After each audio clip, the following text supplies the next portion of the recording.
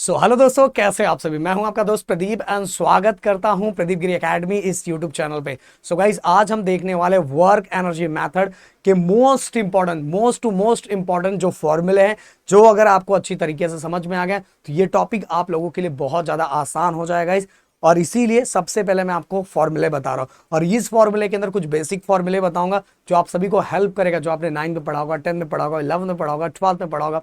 But guys, आप चाहते हो अगर कंटिन्यूअस सीरीज जारी रहे तो गाइस प्लीज जितना हो सके ग्रुप में शेयर करो, सब जगह तो पहुंचाओ। और हमारे ऐप पे कंटिन्यू बहुत अच्छी तरीके से गाइस कोर्स को पब्लिश कर दिया गया है और आप जाके बहुत अच्छी तरीके से पढ़ सकते हो। तो कोर्सेज का लिंक डिस्क्रिप्शन में दिया हुआ, हाँ नंबर भी अगर नए हो तो प्लीज चैनल को सब्सक्राइब जरूर करना। तो वर्क, अब देखो गाइस, सबसे पहले सिंपल सी बात है गाइस, अगर मैं यहाँ हमने 9th स्टैंडर्ड के अंदर ऐसा पढ़ा था वर्क एनर्जी के अंदर, किसने किसने पढ़ा था प्लीज कमेंट में लिख के मुझे बताओ। देखो गाइस, मान लो ये टॉय है कोई भी। अब टॉय को आप छोटे में ऐसे लेके गए हो कि नहीं, ऐसे ऐसे ऐसे करके ऐसे लेके गए होगे, तो मतलब कहने का मतलब फोर्स और डिस्प्लेसमेंट दोनों डिफरेंट डायरेक्शन में। और जब फोर्स और डिस्प्लेसमेंट दोनों डिफरेंट डायरेक्शन में हो तो गाइस यहाँ क्या बनता है, थीटा बनता है। और आपने ये भी पढ़ा है कि जो गाइस जहां थीटा होता है, जहां हमारा थीटा होता है, तो फोर्स का कौन सा कंपोनेंट होता है, वो एफ कॉस थीटा। क्या होता है, एफ कॉस थीटा। जनरली जो वर्क का फॉर्मूला होता है फोर्स इंटू डिस्प्लेसमेंट होता है। क्या होता है, फोर्स इंटू डिस्प्लेसमेंट। वर्क का formula force into displacement. But guys, इसके अंदर ये वाला कंपोनेंट, क्योंकि बॉडी इधर जा रही है, एक्स एक्सिस पे जा रही है, तो हम एफ के जगह पे ये लिखेंगे। तो work equal to force into displacement. यहां एफ के जगह पे क्या आ जाएगा, F cos theta into displacement. क्यों गाइस ऐसा ऐसा क्यों, क्योंकि गाइस जो हमारा फोर्स है और जो डिस्प्लेसमेंट है दोनों डिफरेंट डायरेक्शन में है, और दोनों डिफरेंट डायरेक्शन में है तो फोर्स और डिस्प्लेसमेंट के बीच में क्या बनता है, एक एंगल बनता है। ओके, अब चलते हैं आगे। अब मान लो ऐसा, जस्ट एग्जांपल, कि हमारा जो फोर्स है और हमारा जो डिस्प्लेसमेंट है दोनों एक ही डायरेक्शन में, तो वहां थीटा कितना हो जाएगा, 0 डिग्री। अगर वहां थीटा 0 डिग्री का तो कॉस 0 डिग्री कितना होता है, 1। तो यहाँ वर्क का फॉर्मूला क्या हो जाएगा, डायरेक्ट बाय डायरेक्ट ये वाला, फोर्स इनटू डिस्प्लेसमेंट। अब इनकेस मान लो गाइस, इनकेस मान लो कि अगर किसी केस के अंदर जो फोर्स है और जो हमारा डिस्प्लेसमेंट है दोनों एक दूसरे के परपेंडिकुलर है, ओके। अगर एक दूसरे के परपेंडिकुलर है तो वहां क्या हो जाएगा, 90 डिग्री एंगल कितना बनेगा, 90 डिग्री। तो work equal to force into displacement. अब देखो गाइस, चलो मैं यहाँ बताने की वजह से डायरेक्ट देखो, कॉस 90 डिग्री कितना होता है, 0। अगर 0 हो गया तो पूरा का पूरा पार्ट 0 हो गया, तो इस केस के अंदर W इक्वल टू क्या हो जाता है, 0 हो जाता है। एक चीज याद रखो, और चलो एक्सरसाइज के थ्रू बताता हूँ। अगर बस आप एक्सरसाइज ऐसा कर रहे हो ना यार, तो उसका वर्क कुछ नहीं वाला, आपको कॉन्ट्रैक्शन फील होगा पर उसका रिजल्ट कुछ नहीं आने वाला। इसलिए कंप्लीट किया करो एक्सरसाइज। समझ में आ रहा है कि नहीं। तो इसलिए फोर्स इनटू डिस्प्लेसमेंट, जहां फोर्स और डिस्प्लेसमेंट दोनों परपेंडिकुलर है तो वहां अकॉर्डिंग टू फिजिक्स रिजल्ट मतलब वर्क क्या होता है, 0 होता है, क्योंकि दोनों के बीच में 90 डिग्री बनता है और 90 डिग्री कितना हो जाएगा, 0। ओके, तो अब चलते कुछ और चीजें। Work of weight force gravitational. अब देखो भाई, अगर कोई बॉडी नीचे से ऊपर जा रही है तो अगेंस्ट ग्रेविटी जा रही है, तो इसीलिए यहां माइनस हो जा रही है। अगर टुवर्ड आ रहा है, ऊपर से नीचे आ रहा है, तो उसके लिए फॉर्मूला हो जाएगा mgh। इसके बाद वर्क ऑफ फ्रिक्शन, ये तो ऑलरेडी मैंने बताया पर बता देना चाहता हूं कि देखो इस बॉडी का मोशन जिस साइड होता है, कोएफिशिएंट ऑफ फ्रिक्शन जस्ट उसके अपोजिट साइड होता है। मतलब कहने का कुल मिला के मतलब ये बताना चाहूंगा कि देखो work equal to force into displacement होता है, सही बात है। बट यहां जहां भी फ्रिक्शन हो वहां फोर्स का काम कौन करता है पता है, कोएफिशिएंट ऑफ फ्रिक्शन। और गाइस मोशन के जस्ट अपोजिट साइड में होता है, इसीलिए यहां क्या लगाते हैं, माइनस साइन। इसीलिए इस केस के अंदर वर्क हमेशा क्या होता है, नेगेटिव होता है। अगर फ्रिक्शन के थ्रू कोई वर्क होता है तो वर्क हमेशा क्या होता है, नेगेटिव होता है। इसके बाद guys work of spring force. Okay guys, ये हमने जनरली ऑसिलेशन 12th स्टैंडर्ड के अंदर, 11th स्टैंडर्ड के अंदर ये सभी चीजें देखी हुई गाइस, आप लोग को ऑलरेडी पता होगा, फिर भी थोड़ा बता देना चाहता हूं। ये देखो, ये फॉर्मूला आपने पढ़ा होगा, force and displacement both are in opposite direction. Force is directly proportional to displacement and both are in opposite direction. मतलब अगर स्प्रिंग को मैं इधर खींचू, फोर्स इधर लगा रहा हूं पर वो डिस्प्लेस उधर होना चाहता है, उधर, तो दोनों एक दूसरे के अपोजिट डायरेक्शन में होते हैं, इसलिए माइनस साइन। जब भी मैं प्रोपोर्शनल के साइन को हटाता हूं तो के लगता है, और ये होता है हमारा स्प्रिंग कांस्टेंट। बट गाइस हमें क्या निकालना है, वर्क निकालना है। तो वर्क क्या होता है, छोटू सा वर्क एंड छोटू सा डिस्प्लेसमेंट। अब इसके जगह पे एफ के जगह पे माइनस के एक्स रख दो, रख दिया।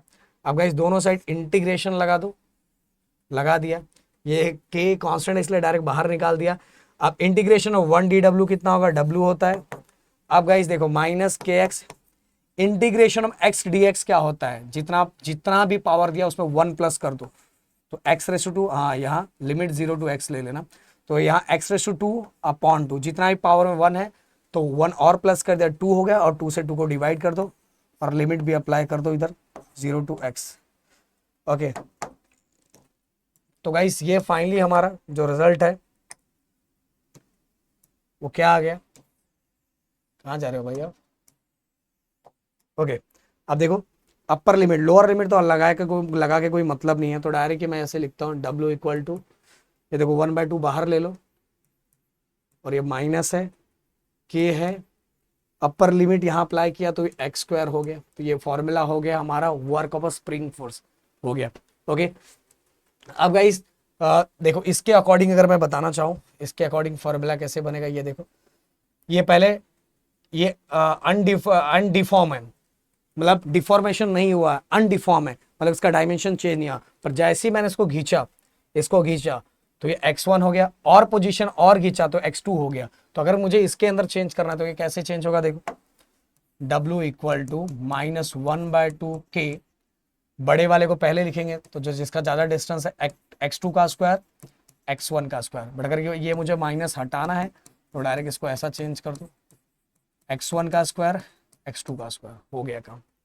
ओके, अब चलो आगे, work energy principal. Work energy principal guys देखो, जितना ज्यादा वर्क, मतलब summation of work, total work कितना होगा, जितना एनर्जी चेंज होगा, जितना ज्यादा मेरे अंदर एनर्जी लॉस होगा उतना ज्यादा मैं काम करूंगा।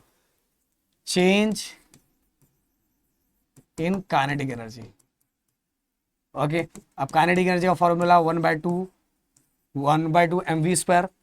अब काइनेटिक एनर्जी चेंज होना मतलब एक इनिशियल होगा एक फाइनल होगा, तो फाइनल को पहले लिखेंगे, इनिशियल को बाद में लिखेंगे। अब दोनों में से 1/2 कॉमन ले लो, 1/2 कॉमन ले लिया, v2² माइनस v1² हो गया। ओके, ये भी हमारा, अगर किसी भी बॉडी पे हम क्या लगा रहे हैं, फोर्स लगा रहे हैं, तो वर्क होगा, और वर्क कितना होगा उससे रिलेटेड हमने देखा। अब पावर एंड इफिशिएंसी, पावर का फॉर्मूला क्या होता है guys, work upon time. Work का फॉर्मूला क्या था, force into displacement upon time. Then इसके बाद displacement upon time, displacement upon time क्या होता है, वेलोसिटी। इतना सब बता दिया मैंने। अब इफिशिएंसी की बात करूं मैं, ओके, इफिशिएंसी की बात करूं तो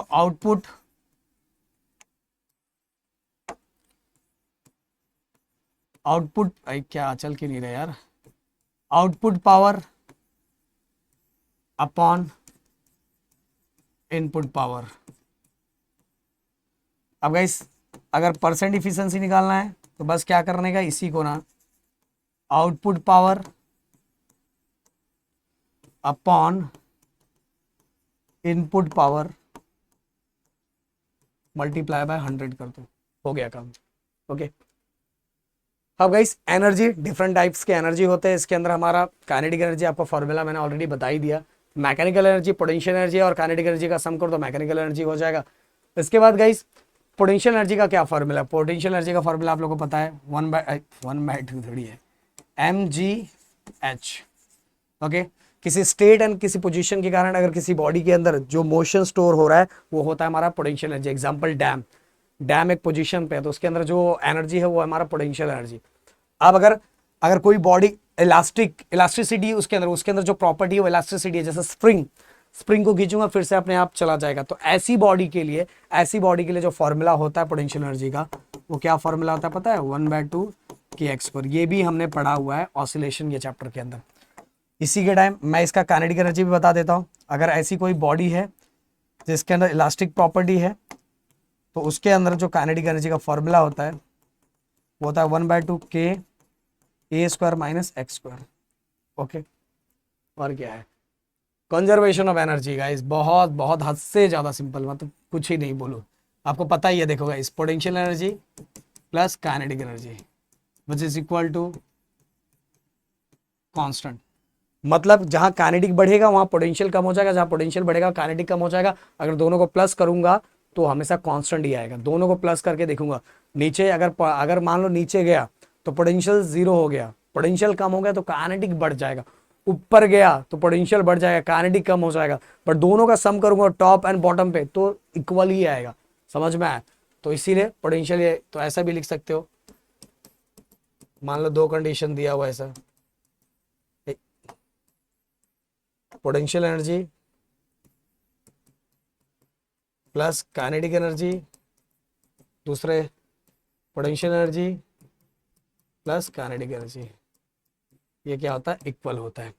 ओके, सो गाइस पूरा का पूरा फॉर्मूला जो इसमें लगने वाला है वो सभी चीजें मैंने बता दी, मेरे ख्याल से आपके दिमाग में आ गया होगा। चलो मिलते हैं हम नेक्स्ट वीडियो के लिए, मतलब नेक्स्ट वीडियो में जल्दी मिलेंगे। बट गाइस वीडियो को शेयर करते ना। Thank you so much guys, जय हिंद दोस्तों।